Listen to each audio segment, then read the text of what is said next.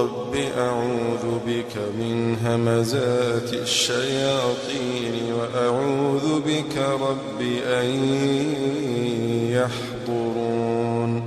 الحمد لله حتى يبلغ الحمد منتهاه. الحمد لله حمدا كثيرا طيبا مباركا فيه كما يحب ربنا ويرضاه. ثم الصلاة والسلام على رسول الله وعلى آله وصحبه وسلم يا رب تسليما كثيرا طيبا مباركا فيه. السلام عليكم ورحمة الله وبركاته. waxaynu soo socday silsiladii ducooyinka ramadaanka aynu soo wadnay. waxaynu maraynaa ducada 25aad. ducadan waxaynu kasoo dheehan doonaa suuratulmu'minuun aayadda 97, 98, 2 aayadood oo isku xiga. sababta aynu uga soo dheehanayno ayaa waxay yihiin in ilaahi subxaana watacaala isku sidkay labadan duco markuu nebi maxamed calayhi salaatu wasalaam uu amray inuu ku ducaysto. ducada siiqadeedu sidan ay u dhigan tahay. ilaahi subxaana watacaala nebiga wuxuu ku leeyahay waqul rabbi acuudu bika min hamazaati shayaatiin wa acuudu bika rabbi an yaxduruun. waqul waxaa tirahaa nebi maxamed calayhi salaatu wasalaam rabbi rabbigayow. rab waynakii soo baranay inay tahay almurabbi, ilaahayna rabeeya ee arrinteena gacanta ku haya, ee sayidkeenna ahayna maamula, ee waxaweyaan wax inoo qarsoon iyo wax inoo muuqda labadaba og. rabbi ee almurabbi, ilmuhu markuu yaryahay cidda rabaysa waa waalidkii.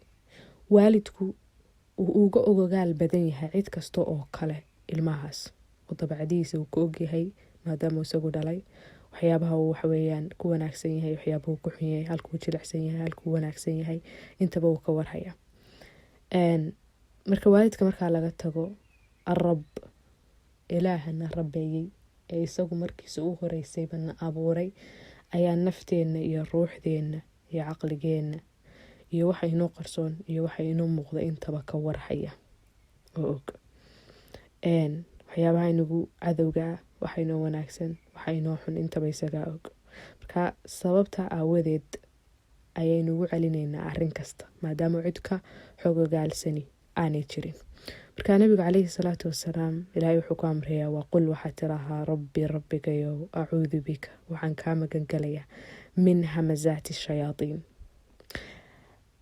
hamazaat, hamza waxaa la yidhaahaa, carabtii hore waxay odhan jireen hamaza, yacni ninka faraska korsani, faraska markuu doonayo inuu dheereeyo lugta ayuu waxaweyaan ayuu kaga dhuftaa, ayuu caloosha kaga dhuftaa si markaa uu ku gujiya, si markaa uu u dheereeyo orodkii uuga sii dheereeyo xawaaruhu ku soconayay. marka waxaa tiraahaa acuudu bika rabbi oo min hamazaati shayaatiin, waxaan kaa magan galayaa darbiga ama riixista ay shayaadiintu igu riixayaan xumaanta inaan sameeyo. hamza min hamazaati shayaatiin, mufasiriin kale waxay leedahay waxaweyaan maa yulqihi shaytaanu fii qalbi linsaan, waxa uu qalbiga bani aadamka uu ku tuurayo, oo hadday tahay shaki, hadday tahay waswaas, hadday tahay xumaan, haddii ay tahay qanaaco la-aan, haddii ay tahay tala xumo, haddii wax allaale iyo wax, leanno ilaahi subxaana watacaala wuxuu inoo sheegay inuu shaydaanku inaga arko meelaana inaku ka arkayn. yaraakum huwa waqabiiluhu min xaysu laa tarawnahum, isaga iyo qabiilkiisu waxay idinka arkaan meelo aydaan idinku ka arkayn. waxaa kaloo nabiga calayhi salaatu wasalaam uu ilaahay amrayaa in uu shaydaanku waxaweyaan waimaa yansaqannaka min ashaytaani nasqun fastacid billaah. annaasiq carabtii hore waxay odhan jireen annamaam, cidda ma garanaysaa warka sheegta ee dadka isku dirta, ee xumaanta la dhex socota, ee qofba qofku dirta, ee qofba qofku gujisa ayay odhan jireen annaasiq. marka shayaadiinta ka shaqaysa xumaanta iyo inay dadka isku dirto ama ku riixda bani aadamka caqligooda iyo qalbigooda iyo shahwadooda inay xumaanta u dheereeyaan u kala baratamaan ayaan rabbiyow kaa magan gelaya. waqul waxaa tirahaa rabbi rabbigayow acuudu bika waxaan kaa magan gelayaa min hamazaati, lumidda uu shaydaanku iluminayo iyo riixitaanka uu igu sii riixayo ee qalbigayga uu ku gujinayo inuu xumaanta doono u dhaqaaqo, adinkaygu u dhaqaaqo, aan u socdo, ayaan rabbiyo kaa magan galaya. Hamza waxaa kaloo la yidhaahaa waxaweyaan qofkaas yahmis, inaad dhegta lagugu xanshashaqo oo hoos dadka kale iyadan ku maqlaynin wax lagugu sheego ayaa hamzad la yidhaahaa. marka xanshashaqa qofku markaad halkaa aragto waxaweyaan wuxuu isagoo afkiisa kaaga sheega mooyaane waxaad hoos u ogtahay ma jirto. ma ogid wuxuu ku fikirayo, ma ogid wuxuu damacsan yahay, ma ogid tallaabada ku xigta, tallaabada nimka uu ku taagan yahay uu qaadi doono. marka hamazaadka waxaweyaan inuu shaydaanku hoos kuula xashashaqo, inuu hoos kaa riixo, inuu xumaanta kuu qurxiyo, inuu waxaweyaan caqligaaga markay kusoo dhacdo uu yidhaha adinkana dhaqaaq, ku soco, samee. marka min hamazaati shayaatiin, waswaaska iyo wuxuu dhagta iigu sheegayo, wuxuu qalbiga iigu tuurayo iyo wuxuu maanta iigu riixayo ayaan rabbiyow kaa magan galaya. aayadda ku xigtana wuxuu leeyahay ilaahi subxaana watacaala wa acuudu bika, waxaad tirahaa waqul baa markaa ka horeynaysa tanna, acuudu bika waxaan rabbiyow kaa magan galayaa an yaxduruun, inay soo xaadiraan.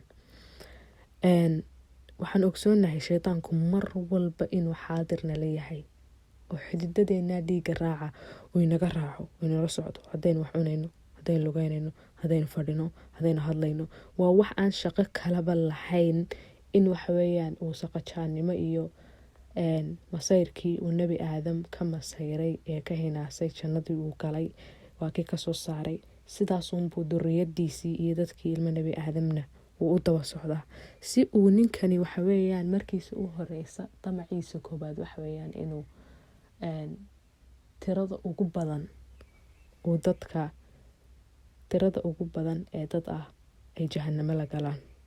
ilaahi subxana watacaala qur-aanka wuxuu inoogu sheegaya xataa inuu maalinta qiyaame intuu naarta dhex istaago u khudbadayn doono oo odhan doono waxaweyaan maxaa idin keenay halkan? ilaahay baa xaq idin sheegay, xaqii baa raaci weydeen, aniga ayaa isoo daba orodeen oo isoo raacdeen. ninkiina miyuu arkay? waa maya. miya cid indhahay saartay jira? waa maya. ma bur baan idinku soo kaxaystay? waa maya. miyaan idinsoo khasbay? waa maya. maa ana bimusrikhikum walaa antum bimusrikhi, ana idima badbaadinayo, idina ima badbaadinaysaane. dee halkaasaynu waxaweyaan aynu ku wada jabaynaa, ku wada hoogeyna, halkaasaynu ku wada hoogeyna. markuu leeyahay, marka la amraya nabi maxamed calayhi salaatu wasalaam waacuudu bika rabbi an yaxduruun dheh, ilaahu waxaan kaa magan galayaa inuu igu soo xaadiro oo ii yimaado, oo markaan go-aan qaadanayo shaydaankaasi uu waxaweyaan go-aankayga iyo taladayda iyo xasmigayga uu iga kala tuuro, oo markaan wax cunayo waxaweyaan uu ila cuntayo, oo markaan cibaadaysanayo halkan iisoo istaago wax alaaliya wixii aan akhriyayay iyo cibaadadii aan u jeedaba intuu qalbiga iga jeediyo wax kale igu fikirsiiyo, oo marka waxaweyaan aan tallaabo qaadayo uu ila socdo. waxaan ogsoonahay shaydaanku inuu habeen walba marka waxaweyaan gabalku uu dhaco uu isugu yeedho shayaadiintiisii kale, acwaantiisii uu diray, uu bani aadamka u diray, oo yidhaaho nin walaba maxaad soo samaysa? dabeetana mid yidhaaha waxaweyaan 2 qof baan isku diray, way iska damiyeen, masaasaa halkan ii joogso. adigu maxaad soo samaysa? anigu waxaan soo sameeyey 2 isku diray, way zinaysteen, halkan ii fadhiso. adigu maxaad soo samaysa? anigu waxaan soo sameeyey qaar baan ribo u qurxiyey oo ribadii bay cuneen, halkan ii fadhiso. adigu maxaad soo samaysa? anigu waxaan soo sameeyey fasaad iyo fusqi baan qolo ku riday, halkaa soo fadhiso. ilaa mid u imanaya, adigu maxaad soo samaysa? anigu reer dhisan ayaan soo dumiyey, soo fadhiso carshigayga. marka asaaskii waxaweyaan usradda ama qoyska islaamka ah inuu dumo ayaa shaydaanka ugu farxad badan. lianno haddii uu qoysku dumo, ubadkiibaa dayacmaya, noloshii oo dhan baa dayacmaysa, dadkiibaa waxaweyaan isnacaya, nolosha mustaqbalkii oo dhan baa waxaweyaan saameyn xun uu ku yeelanaya. marka acuudu bika rabbiyo waxaan kaa magan galayaa an yaxduruun, inuu shaydaanku iguba soo xaadirinba ayaan kaa magan galayaa. ilaahu yaanu igu soo xaadirin, oo waxba ila cunin, oo cibaadadeyda igu imanin, oo falalkayga iyo waxaan falayo aanu igu imanin, oo waxaan samaynayo aanu faraha la soo gelin, oo aanu igu malaxnaanin oo idaba soconin ayaan rabbiyo kaa magangelaya. nabigu calayhi salaatu wasalaam siiqooyin fara badan ayuu shaydaanka ilaahay subxaana watacaala ugu magangeli jiray. acuudu bika min ashaytaan, ilaah shaydaan baan kaa magangelaya, min nafhihi wa nafkhihi wa hamsi ayuu nabigu odhan jiray calayhi salaatu wasalaam. marka 2 jeer baa lasoo celiyay waa acuudu bika rabbi, waa acuudu bika rabbi. towxiid rububiya baa mar walba lagu ducaysanaya. marka hadday soo noqotay siiqadaasi rabbi 2 jeer ay soo noqotayna waxay ku tusaysaa khatarta waxa laga magangelaya ay leeyihiin. waxaynu ogsoonahay nebi yuusuf calayhi salaam markii walaalihii markii masar u noqday xaakimka u noqday walaalihii yimaadeen qisada dheer aan wada ognahay, ilaahay subxaana watacaala ay yidhaaheen waanu khaldanay, ilaahay noo dambi dhaaf weydii. wuxuu yidhi min bacdi an nasaqa ashaytaanu baynii wa bayna akhwatii, markuu shaydaanku na dhex galay aniyo walaalahay, oo shaydaan baa dee ku sababay inay qaadaan walaalkoodu ay ceel kaga imaadaan.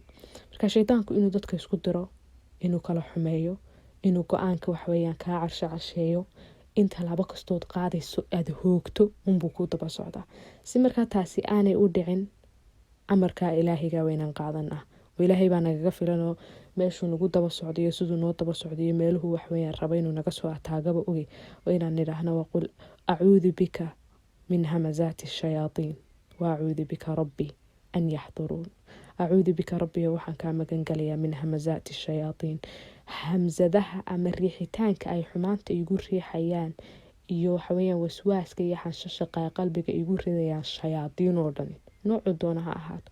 wacuudu bika rabbiyo waxaan kaa magangalayaa an yaxduruun, inay soo xaadiraan oo ay daba socdaan, oo majliskayga iyo meeshaan fadhiyay iyo hadalkayga iyo waxweyaan ay daba socdaan, ayaan rabbiyo kaa magangalaya.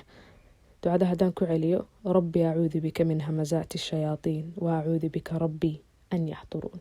rabbi waxaan kaa magangelayaa min hamazaati shayaatiin, riixitaanka uu shaydaanku xumaanta igu riixayo, ee laafteyda uu ku xanshashaqayo, ee waxaweyaan taladayda iyo tusaalahayga uu iga kala tuurayo, adduunka hoogu ila daba socda, rabbiyo iga waxaweyaan igaga filnow.